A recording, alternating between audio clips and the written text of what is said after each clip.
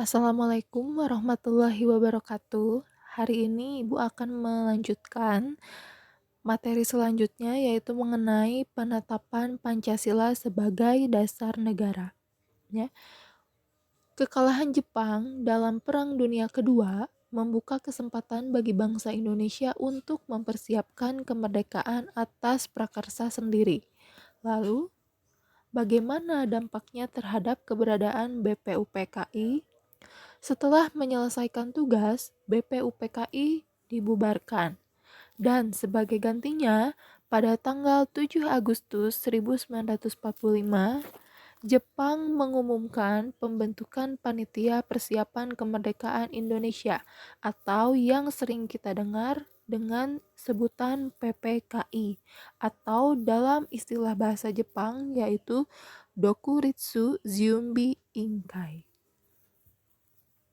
Kemudian, pada tanggal 8 Agustus 1945, tiga tokoh pendiri negara, yaitu yang pertama Insinyur Soekarno, yang kedua Muhammad Hatta, dan yang ketiga Rajiman Wedioningrat, pergi menemui Jenderal Besar Terauchi yaitu bernama Saiko Shikikan. Ya, perlu kalian ketahui bahwa Rajiman Wedioningrat itu adalah ketua BPUPKI.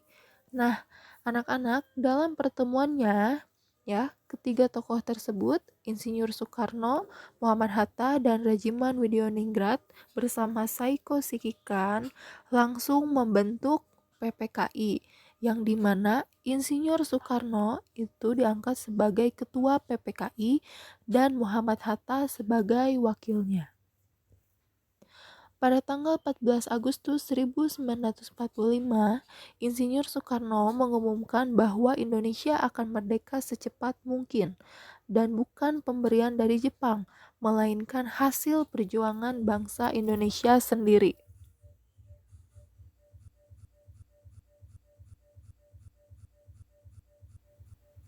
Anggota PPKI ditambah menjadi 6 orang sehingga jumlah seluruhnya adalah 27 orang yang semula 21 orang ditambah 6 orang menjadi 27 orang.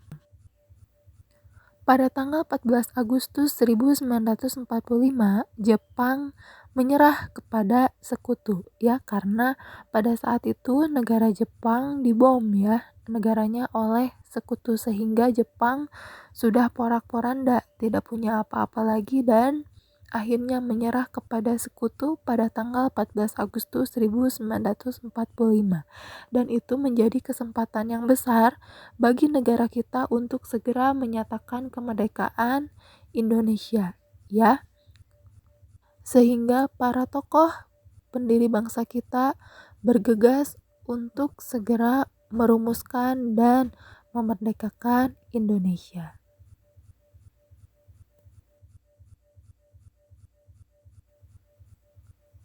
Dan akhirnya, pada hari Jumat tanggal 17 Agustus 1945, Insinyur Soekarno didampingi Muhammad Hatta memproklamasikan kemerdekaan Indonesia ke seluruh dunia.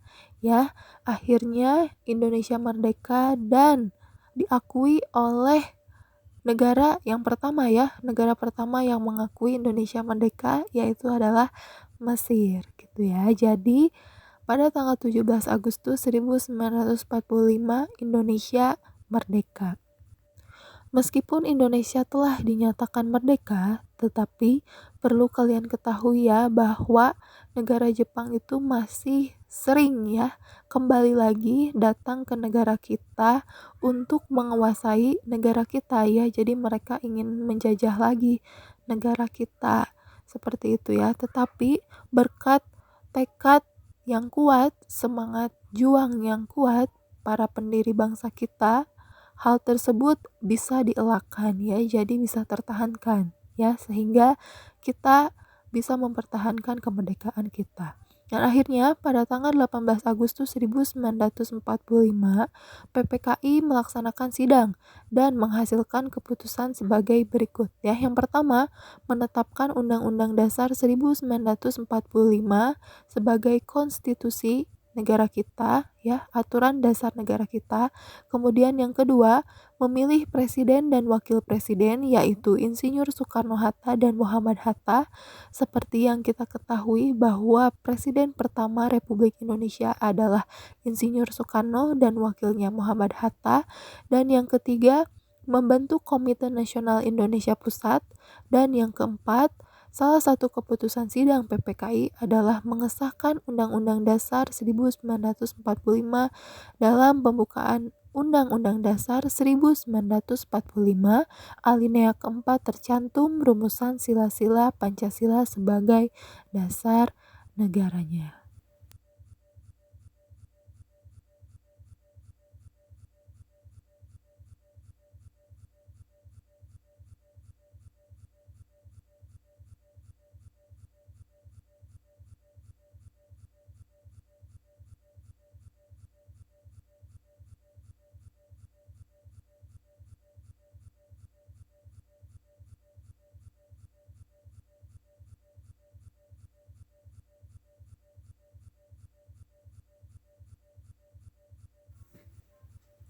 Selanjutnya, semangat pendiri negara dalam merumuskan dan menetapkan Pancasila sebagai dasar negara, ya. Seperti yang sudah kalian ketahui bahwa para pendiri bangsa kita telah berjuang dengan mati-matian, ya. Jadi banyak hal yang mereka korbankan. Mereka berkorban nyawa, tenaga, seluruh tumpah darahnya untuk Indonesia. Nah, para tokoh pendiri bangsa bisa melakukannya karena di dalam dirinya itu tertanam semangat kebangsaan yang tinggi, ya. Semangat kebangsaan tersebut dapat disebut dengan nasionalisme atau patriotisme.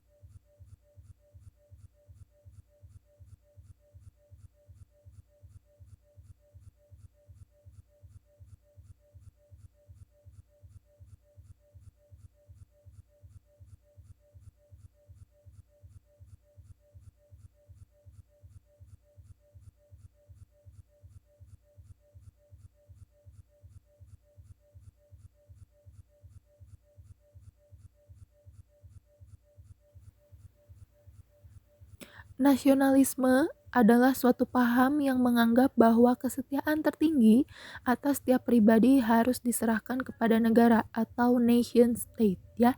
Jadi dalam nasionalisme itu ada dua jenis. Yang pertama itu nasionalisme dalam arti sempit atau negatif, dan yang kedua nasionalisme dalam arti luas atau positif. Nah, kalau negatif, ya, nasionalisme dalam arti negatif yaitu perasaan kebangsaan atau cinta terhadap bangsanya yang sangat tinggi dan berlebihan dan memandang bangsa lain rendah. Contohnya nih, misalnya ada klub sepak bola Indonesia melawan klub sepak bola Korea misalnya, ya. Nah, pada saat pertandingan Indonesia itu menang dalam pertandingannya, ya. Nah, kita berhak untuk berbangga, ya, merayakan kemenangannya, bergembira, ya, senang gitu ya atas kemenangan Indonesia. Terus kita ngejek negara lain, merendahkan negara lain. Nah, itu disebut dengan nasionalisme dalam arti sempit atau negatif, dan hal itu tidak boleh, ya. Kita tidak boleh merendahkan orang lain, merendahkan negara lain, itu tidak boleh. Kemudian yang kedua, itu nasionalisme dalam arti luas atau positif, ya. Pengertiannya adalah perasaan cinta yang tinggi atau bangga terhadap tanah air dan tidak memandang rendah negara lain, ya. Nah, itu nasionalisme dalam arti luas atau positif, ya. Jadi meskipun kita berbangga ya atas kemenangan, misalnya ya dalam suatu pertandingan, kita bangga atas kemenangan negara kita, tetapi kita juga tidak merendahkan negara lain. Justru kita harus memberikan semangat, kita harus support ya, jadi kita harus suportif juga gitu ya. Boleh kita berbangga diri atas kemenangan kita, tetapi ingat, kita juga tidak boleh merendahkan orang lain atau merendahkan negara lain, seperti itu.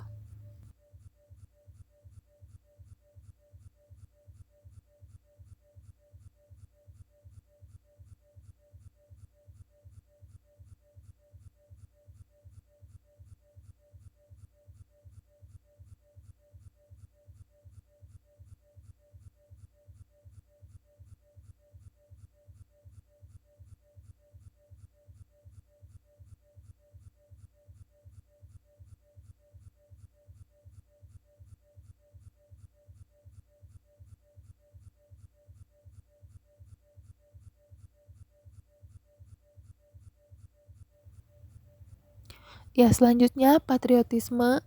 Patriotisme berasal dari kata patria, kemudian berubah menjadi patriot, yang artinya seseorang yang cinta tanah air. Nah, anak-anak, antara nasionalisme dan patriotisme itu sebenarnya mengandung arti yang sama. Namun, di sini ketika jiwa patriotisme kita tumbuh, maka nasionalisme pun juga pasti tumbuh gitu ya. Nah, di sini Ibu punya cuplikan video ya. Di sini videonya itu mengenai peristiwa yang sempat trending ya akhir-akhir ini. Oke, baik kalau begitu mari kita simak ya.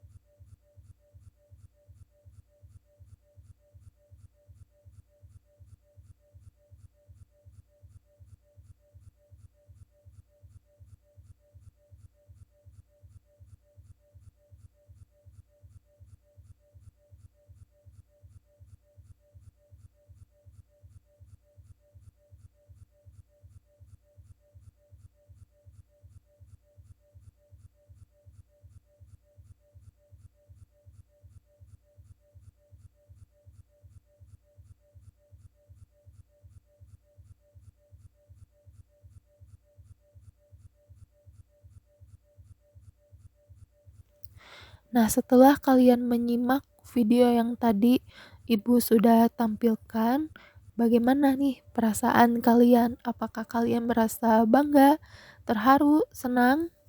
Ya, apabila kalian merasakan hal tersebut, berarti dalam diri kalian, kalian sudah mempunyai jiwa ya atau rasa nasionalisme di dalam diri kalian. Ya, berarti kalian sudah ada rasa memiliki terhadap negara gitu ya. Jadi cinta tanah air itu akan tumbuh di dalam diri kalian gitu ya. Betapa tidak bangganya gitu ya. Kita sebagai warga negara pasti bangga gitu melihat putra-putri terbaik dari bangsa kita itu sedang bertarung itu bertanding ya melawan negara lain ya untuk mengharumkan nama negara kita seperti itu ya. Nah, setelah kalian menyimak paparan dari Ibu Di sini ada tugas yang harus kalian tuntaskan ya. Ada 2 soal. Yang pertama, carilah 5 perbedaan BPUPKI dan PPKI. Di sini Ibu sudah menuliskan 5 pernyataan ya yang harus kalian cari perbedaannya ya. Misalnya nih, yang pertama, ada waktu pembentukannya ya. Kalau BPUPKI dibentuknya tanggal berapa? Kalian tulis ya. Kalau PPKI dibentuknya tanggal berapa? Kalian juga tulis di situ. Kemudian jumlah anggotanya kalau BPUPKI itu ada berapa? Misalnya ada 20, kalian tulis 20. Kalau PPKI ada berapa? Silakan kalian tulis gitu ya. Nah, kalian boleh cari sumbernya itu di materi yang kemarin ya, yang minggu kemarin sudah Ibu sampaikan, kan itu ada di Google Classroom ya. Jadi silakan kalian boleh baca lagi, kalian boleh putar lagi videonya, dan kalian boleh cari dari internet juga boleh, tidak apa-apa ya. Atau kalian punya e-book atau buku sumber yang lain, silahkan. Itu sangat diperbolehkan untuk mencari ya referensinya. Kemudian yang kedua, tuliskan salah satu tokoh pendiri bangsa yang kamu teladani. Hal apa yang kamu bisa teladani dari tokoh tersebut? Misalnya Insinyur Soekarno karena mempunyai nilai semangat dan nasionalisme yang tinggi. Atau misalnya kamu meneladani tokoh R.A. Kartini. Nah, apa yang kamu teladani dari R.A. Kartini? Gitu. Nah, jadi silakan ditulis ya.